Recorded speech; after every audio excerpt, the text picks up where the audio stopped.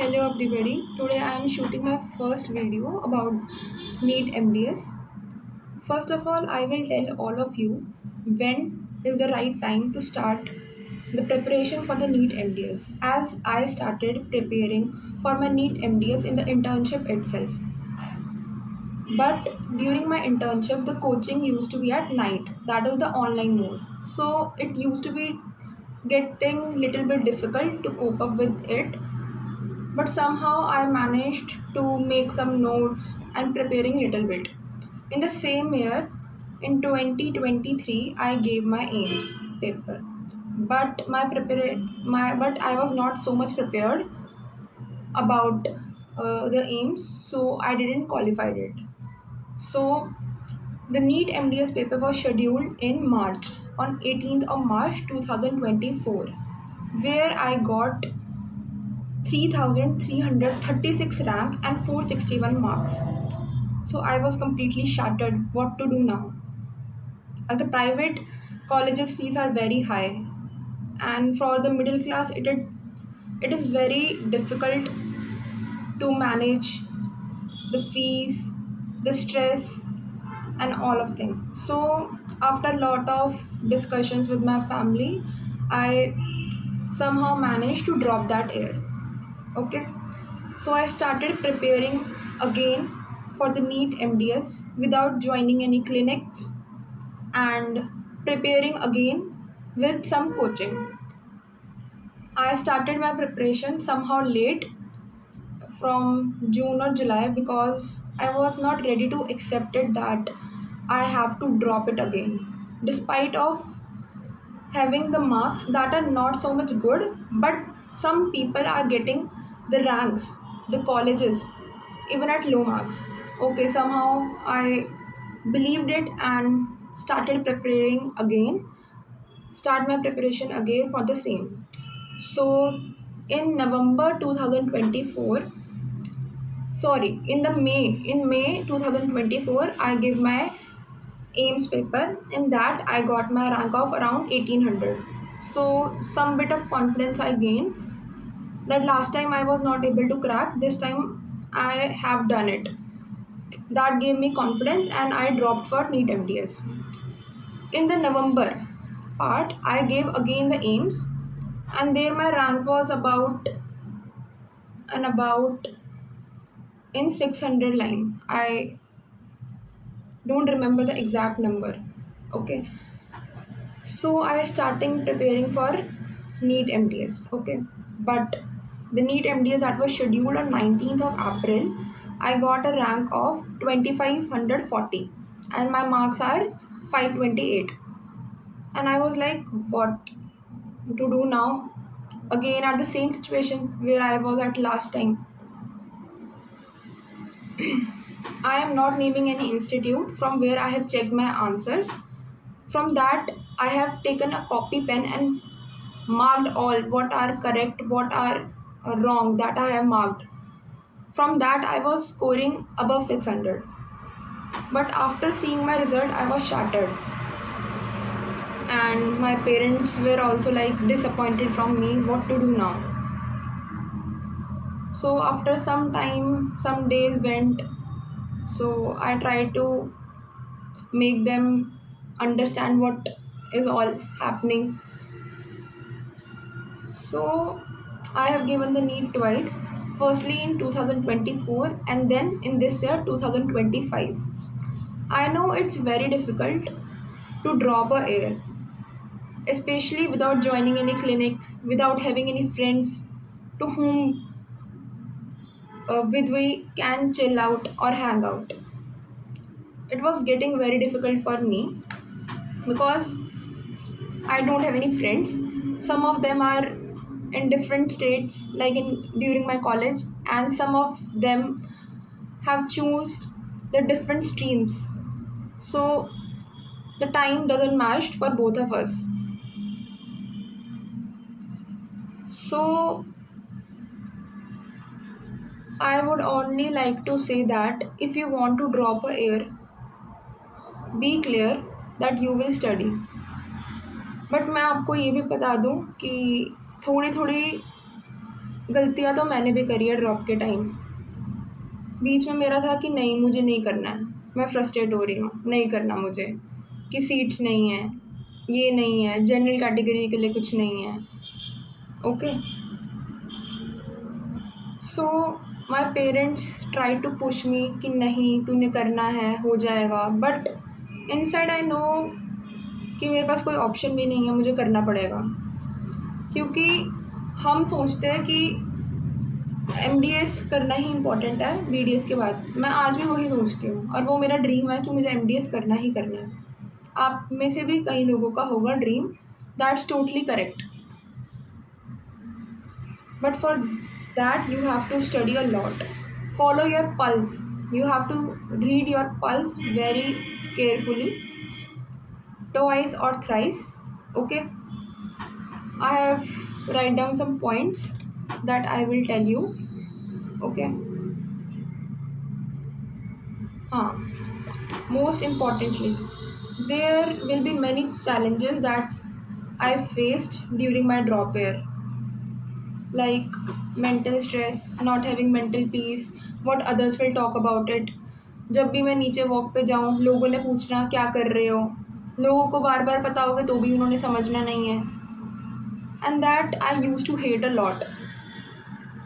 मतलब मेरा था कि मेरे से कोई बात मत करो। आप में से भी कई का होगा, बट मुझे अपना पता है कि मेरे को बहुत बुरा फील होता था कि लोगों ने पूछना कब काउंसलिंग हो रही है, कौन सा कॉलेज मिल रहा है, और मुझे इन्हें बताना पड़ता था कि नहीं अभी मैं ड्रॉप कर रही हूँ। ड्रॉप करने के बावजूद भी फिर लोग पूछते थे कि अब क्या कर रहे हो बेटा, ऐसे मेरे को लगता था कि मुझे कोई टॉन्ट मार रहा है। आपको भी लगता होगा। अब मेरा नीट का रिज़ल्ट आ चुका है, अब मैं वॉक नीचे जाती हूँ जब अपनी सोसाइटी में, तो भी मतलब लोग हैं ऐसे जो पूछते हैं, बट पता नहीं समहाउ कि मुझे कॉन्फिडेंस आ चुका है अब कि मैं क्यों दूँ तुम्हें जवाब, तुम मेरे लिए इम्पोर्टेंट नहीं हो, ठीक है। और during my drop year, most of the cutest thing, I bought a puppy. जब मैंने वो पपी लाया, उसके बाद जो मेरा स्ट्रेस था, जो मेरी एंग्जाइटी थी, ना मैं किसी से बात करती थी, मैं हमेशा उदास रहती थी अपने कमरे में, उसके बाद मेरे अंदर बहुत ज़्यादा चेंज आया है। उसके साथ खेलना, उसके साथ बातें करना, बल्कि वो रिस्पॉन्ड नहीं कर सकता मुझे, बट फिर भी मुझे इतना अच्छा लगता है उसके साथ। इतना छोटा सा लाया था हमने, अभी वो 9 मंथ्स का हो गया है, बट उसने मेरा जितना साथ दिया है ना, मैं आपको बता नहीं सकती हूँ। उसने मेरे को स्ट्रेस को ओवरकम करने के लिए हिम्मत दी है। उसको वॉक पे ले जाना, इसी बहाने अपनी थोड़ी सी सैर करना, नहीं तो मैं कहीं नहीं जाती इसी स्ट्रेस से कि लोग मेरे को नीचे क्या पूछेंगे, बेटा आप क्या कर रहे हो आप। बट जब वो मेरी लाइफ में आया, तब मुझे ऐसा कुछ था ही नहीं कि पूछ लो भाई, मुझे कुछ नहीं है, ठीक है। कॉन्फिडेंस मेरी लाइफ में थोड़ा दोबारा आने लगा, आई डोंट नो कैसे, बट समहाउ आने लगा। तो बस तब से फिर मैं थोड़ा खुश होने लगी, अपने काम की तरह थोड़ा फोकस होने लगी। बीच में होता था, बट वही मेरी बीच के चक्कर में ही आज मैं समहाउ 600 अबव से नंबर लाने से रुक गई, तभी आज मेरे 528 नंबर ही आए हैं। बट मैं आपको ये भी बताना चाहूँगी कि लास्ट ईयर इन नंबर पे जो रैंक थी वो 1000 के रैंक में थी, but this year I have got a rank of 2540, and this rank of 2540 as per the last year was in the range of 480 to 490। सो आप देख सकते हो रैंक इस बारी कितनी शूट अप हुई है। I don't know what's the reason, cut off भी सेम है, पिछली बारी 263 थी शायद कट ऑफ, इस बारी 261 है, तो ज़्यादा डिफरेंस नहीं है, but the rank this year has spiked a lot. So आपको देखना चाहिए कि डे बाय डे कंपटीशन क्या होता है, इंक्रीज़ होता रहता है, डिक्रीज़ नहीं होता है। सो आप अपनी प्रिपरेशन को उसी तरीके से आप अपनी प्रिपरेशन को आगे बढ़ाएं। लाइक अर्लियर इन 2018-19, ओके, जो बच्चे थे हमारे, जो भी सीनियर्स थे हमारे, उनको मैंने देखा है, कहीं मेरे सीनियर्स ही थे कॉलेज के जिनको 500 के रैंक में भी गवर्नमेंट कॉलेजेस अलॉट हुए हैं। बट आजकल के टाइम में आपको 500 के रैंक में नंबर में कुछ भी नहीं मिलेगा। अब 600 भी छोड़ो, कितना मुश्किल हो रहा है इस बारी 616 620 वाले के 900 में रैंक जा रहे हैं। तो अब देख लो competition day by day increase ही होता जा रहा है। तो हमें उस अपनी प्रिपरेशन को भी उसी हिसाब से आगे बढ़ाना पड़ेगा, नहीं तो हमारे पास और कोई ऑप्शन नहीं है। स्पेशली मेरे जैसे, मैं मिडिल क्लास से हूँ, ठीक है, तो मेरे लिए बहुत ज़्यादा डिफ़िकल्ट हो जाता है लाइफ में सोचना कि मैं आगे क्या करूँ। मैं अपना आपको एक्सपीरियंस बताती हूँ। मैंने कोई क्लिनिक ज्वाइन किया था in 2024 after giving my NEET exam, but there they stand you like आप पेन पेपर पे नोट करते रहो, आपको कोई काम नहीं देंगे करने के लिए, पेन पेपर पे आप नोट करते रहो। फिर हमारे कोई नोन में है, उन्होंने भी मेरे फादर को सजेस्ट किया कि नहीं आप ऐसा मत करवाओ, आप उसको बोलो कि MDS के लिए एक और बारी प्रिपेयर करना शुरू कर दे, ठीक है, क्योंकि जो क्लिनिक्स वाले हैं वो आपको ऐसे ही, जो प्लेन BDS करके होते हैं वो ऐसे ही आपको खड़ा रखेंगे, कोई वैल्यू नहीं है। सिंपल सी अगर मैं बात बताऊँ आपको, मेरे अकॉर्डिंग प्लेन BDS की कोई वैल्यू नहीं है। आई डोंट नो आप लोग क्या सोचते हो, क्योंकि जो प्लेन BDS है आजकल वो सिर्फ 8,000 9,000, कुछ लोग तो फ्री में भी रख रहे हैं। After doing MDS may be you will get 30,000 but not 10,000 और 8,000, और कहीं कहीं जगह पे तो देते ही नहीं है, ठीक है। आई नो कि बहुत ज़्यादा डिफ़िकल्ट है मिडिल क्लास के लिए इतनी ज़्यादा फ़ीस को लेना, क्योंकि प्राइवेट कॉलेजेस की फ़ीस अराउंड 20-30 लाख और कुछ कई जगह पे 30 लाख से भी अबव है।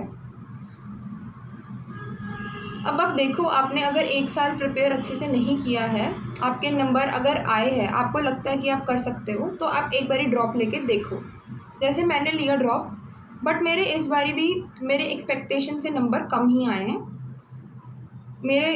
मैंने एक्सपेक्ट अराउंड 630 किए थे, बट मेरे आए 528। तो ऑब्वियसली घर में टेंशन का तो होगा कि अब क्या करना है, क्योंकि 1.5 साल हो चुका है डिग्री ख़त्म करे हुए। Clinics, in private clinic I don't want to go because they treat us like, क्या बोलूँ मैं, अब मैं वो पेपर पेन लेके नहीं खड़ी हो सकती। सिंपल सी अगर मैं आपको बात बताऊँ, मेरे तरह ही बहुत सारे लोग हो गए जो पेपर पेन लेके नहीं खड़े होना चाहते। मेरा सपना था कि मैं एक MDS करूँ। फर्स्ट ऑफ ऑल मेरा सपना था कि मैं ओरल एंड मैक्सिलोफेशियल सर्जन बनूँ, बट इतना 2 साल मैंने देख लिया कि अब मेरा मन है कि नहीं, कुछ सिंपल सा दे दो मुझे। Like I want to be an endodontist, but देखो काउंसलिंग में क्या मिलता है मुझे, कौन सी ब्रांच मिलती है, let's see and hope for the best. And अभी काउंसलिंग ऑल इंडिया की जून में स्टार्ट हो जाएगी और स्टेट कोटा की हमारी जुलाई में स्टार्ट हो जाएगी। सो देखते हैं क्या सिनेरियो रहता है। मैं आपको अपडेट देती रहूँगी अपनी कि मेरे को कौन सी ब्रांच मिली, मैंने किस चीज़ के लिए ऑप्ट किया, कौन सा कॉलेज मैंने चूज़ किया, okay. And if you want to know more कि कौन सी बुक्स हमें फॉलो करनी चाहिए, हमें कहाँ से स्टडी करना चाहिए, कौन सी कोचिंग कोचिंग तो मैं अगर आपको बात बताऊँ आपके ऊपर ही डिपेंड करता है कि आप उसको कैसे लेते हो। मैंने 2024 में एक कोचिंग ली थी that was completely different from 2025, but both of them were really helpful, okay. So it's all up to you कि आपको क्या कहाँ से पढ़ना है, बट कोचिंग इम्पॉर्टेंट है आपके लिए, क्योंकि वो टेस्ट लेते हैं शेड्यूल वाइज, आपके टॉपिक वाइज आपके टेस्ट लेते हैं, जिससे आपको थोड़ा MCQ पैटर्न पता लगता है कि क्या है। क्योंकि जो हमारे BDS के टाइम पे जो 5 साल हमारे निकले हैं, हमें बिल्कुल भी नहीं आदत है MCQ सॉल्व करने की, हमें थ्योरी पैटर्न करने की आदत है। तो आपको कोचिंग लेनी चाहिए ताकि आपके जो कॉन्सेप्ट्स है वो क्लियर हो सके और आप MCQ बेस्ड क्वेश्चन पे फोकस कर सकें, और अपनी पल्स को आप अच्छे से करें। पल्स आपकी लाइक क्या बोलूँ मैं आपको, उसको ऐसे हाथ जोड़ के पढ़ लो कि बस याद आ जाए, आपको पूरा अच्छे से याद रट जानी चाहिए आपको पल्स। बट ये नहीं है कि आप सीधा क्वेश्चन पढ़ के आप उसको याद कर रहे हो। रीड द एक्सप्लेनेशंस केयरफुली, उसमें से इंपॉर्टेंट चीज़ों का आप मार्क कर लो कि आपको क्या याद नहीं रह रहा है, क्या चीज़ इंपॉर्टेंट है। या तो आप सेपरेट स्टिकी नोट्स पे लिख लो या किसी पेपर पे लिख लो, वो आपके लिए हेल्पफुल होगा, क्योंकि उसमें से भी क्वेश्चंस निकल के आ जाते हैं। So that's all for this video. अगर आपको कुछ भी और इन्फॉर्मेशन चाहिए तो I am ready to help all of you. So thank you. And अगर कोई भी मेरे जो BDS के जूनियर्स भी देख रहे हैं, अगर ये कोई वीडियो देख रहे हैं, अगर आपको कुछ भी जानना है कि कौन सी बुक्स हमें फॉलो करनी चाहिए first year, second year, third year and final year में, so I will guide you in the upcoming video. You can write about your what you want in the comment box of YouTube. So thank you for watching, and please do like, share and subscribe to my channel if you find this video informative. Thank you.